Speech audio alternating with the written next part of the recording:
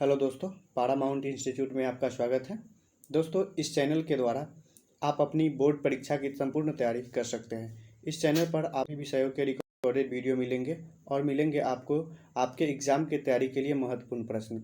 तो आज आपके लिए लेकर आए हैं क्लास 10th साइंस के बायोलॉजी के फर्स्ट चैप्टर का ऑब्जेक्टिव क्वेश्चन। दोस्तों, ये प्रश्न VVI है जो बोर्ड द्वारा बार बार दोहराए जाते रहे हैं। तो देखते हैं, शुरुआत करते हैं हम पहले चैप्टर से। तो आप यहाँ पे देख सकते हैं कि हम यहाँ पे पहले चैप्टर का लेके आए हैं बायोलॉजी से, क्लास 10th का है, बिहार बोर्ड का। तो पहला हमारा चैप्टर जो है वो है लाइफ प्रोसेस, यानी कि जय प्रक्रम। ठीक है, तो पहला क्वेश्चन आप यहाँ पे देखिए। पहला क्वेश्चन क्या कह रहा है कि किसी पौधों में रंध्र अनुपस्थित रहते हैं, किस पौधे में रंध्र अनुपस्थित रहते हैं। तो इसमें देखिए क्या लिखा हुआ है, आम, हाइड्रिला, नागफनी, कनेर। तो इसमें से किस में बताइए किस पौधों में रंध्र अनुपस्थित रहते हैं। तो ये हो जाएंगे नागफनी। क्या हो जाएगा? नागफनी। तो इसका आंसर क्या हो जाएगा? नागफनी। आंसर हो जाएगा सी। ठीक है, आगे देखिए दूसरा नंबर क्वेश्चन है, मानव गुर्दे का आकार होता है गोलाकार, आयताकार, सेम के बीच के आकार का, इनमें से कोई नहीं। तो गुर्दे के आकार का, गुर्दा मतलब क्या हो गया? किडनी।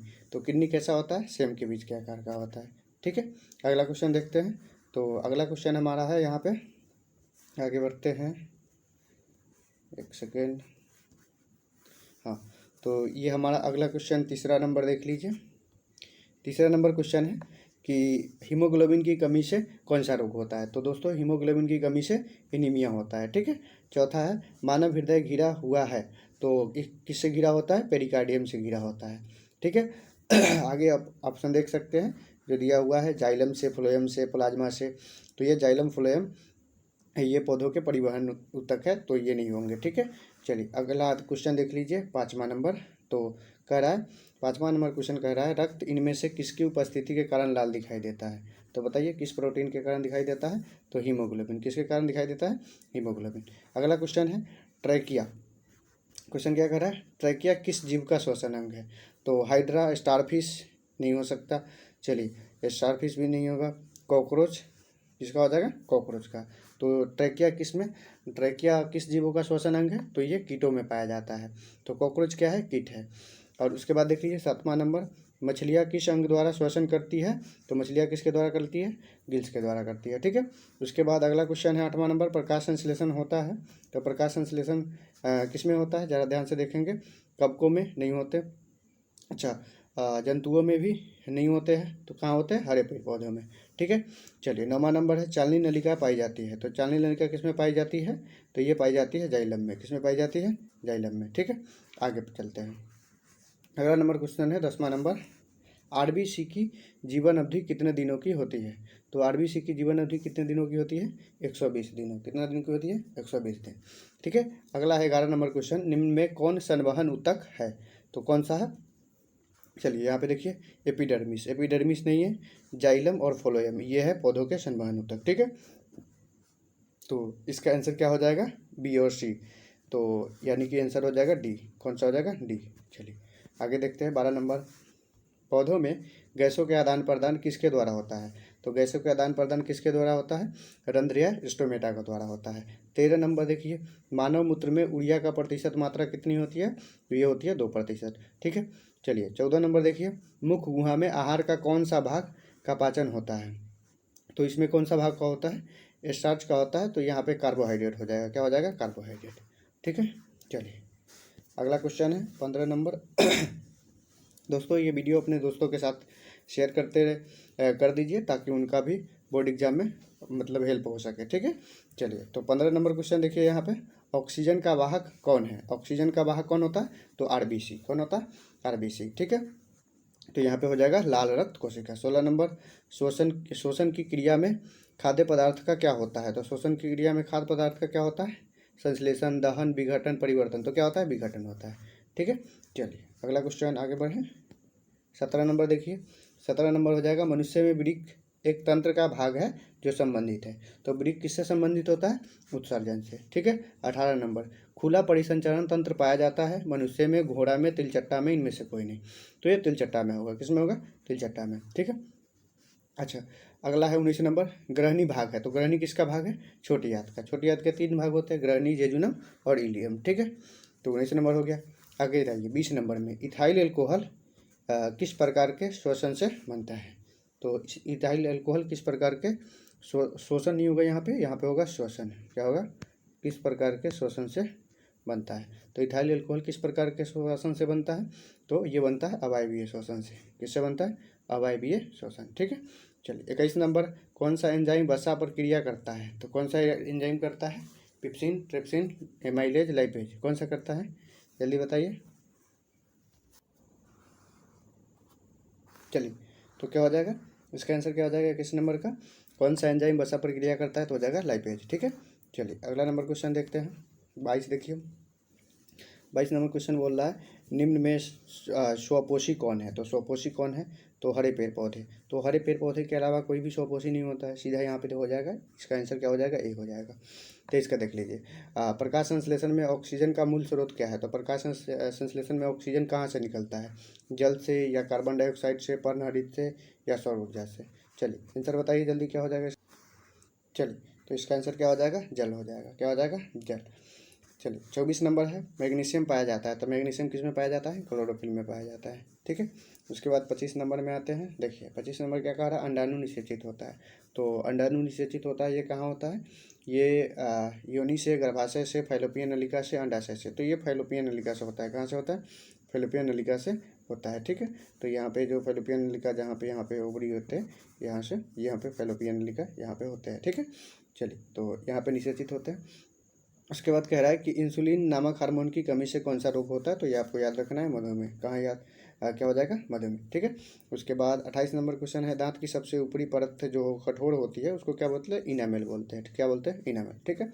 बी नंबर आंसर हो जाएगा, सॉरी बी हो जाएगा। उसके बाद 29 नंबर देख लीजिए, इष्ट किस वर्ग का एक कोशिकीय जीव है? मतलब कि इष्ट किस वर्ग का कोशिकीय जीव है? तो वो क्या शैवाल है, कवक है, जीवाणु है, या सभी? कौन सा है? शैवाल, कवक, जीवाणु, कौन सा है? बताइए जल्दी। तो चलिए, तो इष्ट क्या हो गया? तो इष्ट हो जाएगा कवक। क्या हो जाएगा? कवक। तो आंसर क्या हो जाएगा? बी, ठीक है। चलिए आगे बढ़ते हैं। 30 नंबर देखिए, 30 नंबर है, शरीर में भोजन का पचना कौन सी अभिक्रिया है? तो शरीर में भोजन का पचना कौन सा है? संयोजन, उपचयन, अपचयन, विस्थापन, कौन सी अभिक्रिया है? बताइए जल्दी बताइए। शरीर में भोजन का पचना कौन सी अभिक्रिया है? जल्दी बताइए।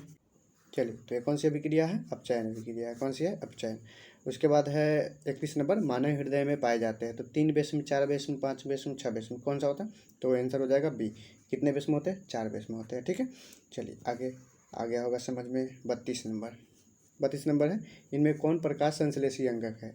तो पत्ती जो है प्रकाश संश्लेषी क्या होते हैं? अंगक होते हैं, ठीक है। 33 नंबर देख लीजिए, कोशिका झिल्ली किस प्रकार की झिल्ली है? तो ये कैसी झिल्ली होती है? ये आपने 9th क्लास में पढ़ा होगा, 10th क्लास में भी पढ़ा है आपने। तो एक ऐसी झिल्ली होती है, अर्धपारगम्य होती है। क्या होती है? अर्धपारगम्य, सेमी परमिएबल मेम्ब्रेन, ठीक है। चलिए 34 नंबर देख लीजिए, पौधों में उत्सर्जी पदार्थ है। गोंद, ये भी होता है। रेजिन, टेनिन, ये भी होता है। और रेजिन, यस, ये भी होता है। तो इसमें हो जाएगा सभी। तो इसका आंसर क्या हो जाएगा? डी।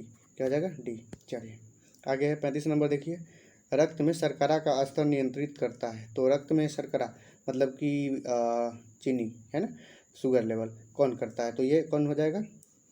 देखिए, रिलैक्सिन, एस्ट्रोजन, प्रोजेस्टेरोन, इंसुलिन। तो आपको याद रखना है, ठीक है। तो इंसुलिन की कमी से क्या होता है? मधुमेह होता है। तो यहाँ पे हो जाएगा इंसुलिन। क्या हो जाएगा? इंसुलिन, ठीक है। डी हो जाएगा, ठीक है। चीनी रोग बोलते हैं ना डायबिटीज़ को। चलिए आगे, रक्त क्या है? 36 नंबर है, रक्त क्या है? तो रक्त क्या है?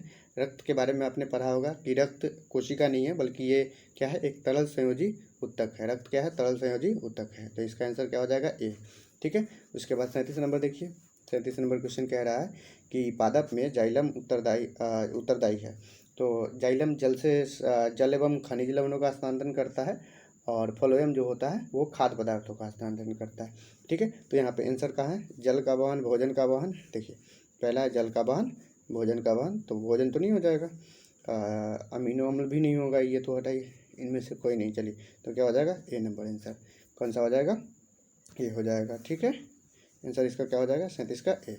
38 का देखिए, निम्न में से कौन सा जीवाणु जनित रोग नहीं है, तो जीवाणु जनित रोग नहीं है। गोनेरिया ये भी जीवाणु से होता है, सिफिलिस जीवाणु से होता है, मस्सा तो ये नॉर्मल होता है बिना जीवाणु के, ठीक है। ये तो हो गया, तो ये क्या हो जाएगा, मस्सा हो जाएगा इसका आंसर, ठीक है। बाकी देखिए आगे 39 नंबर है यहाँ पे, लेटेक्स समानतः कहाँ पाए जाते हैं, मतलब क्वेश्चन है यहाँ पे सामान्यतः कहाँ पाए जाते हैं, तो पीपल में, पीपला, कनेर में, बरगद में, इनमें से सभी। तो लेटेक्स एक मतलब कि पौधों में से आप पौधों के पत्तियों को तोड़िएगा या उसको थोड़ा सा खरोच कीजिएगा, तो उसमें से दूधिया रंग का निकलता है, उजला सफ़ेद, तो उसी को लेटेक्स बोला जाता है। तो ये इसमें जो भी पौधों का नाम दिया गया है उसमें से निकलते हैं सफ़ेद, ठीक है। तो ये हो जाएंगे इसके आंसर क्या, इनमें से सभी, तो इसका आंसर क्या हो जाएगा, डी हो जाएगा, ठीक है। उसके बाद 40 नंबर क्वेश्चन कह रहा है कि स्वपोषी पोषण के लिए आवश्यक है, तो क्लोरोफिल, स्वपोषी पोषण मतलब प्रकाश संश्लेषण की बात हो रही है, तो क्लोरोफिल चाहिए, सूर्य का प्रकाश भी चाहिए, कार्बन डाइऑक्साइड, और यहाँ पे क्या है, कार्बन डाइऑक्साइड तथा जल, और इनमें से सभी, तो यानी कि सभी, इसका आंसर क्या हो जाएगा, डी हो जाएगा दोस्तों। तो चलिए, तो यहाँ पे हम आपके लिए 40 क्वेश्चन लेके आए थे, और यहाँ से आपके सामने ये मैंने 40 क्वेश्चन रखा। आप तो अपने दोस्तों को चैनल शेयर करिए, वीडियो शेयर करिए, और बहुत बहुत धन्यवाद आपका, धन्यवाद।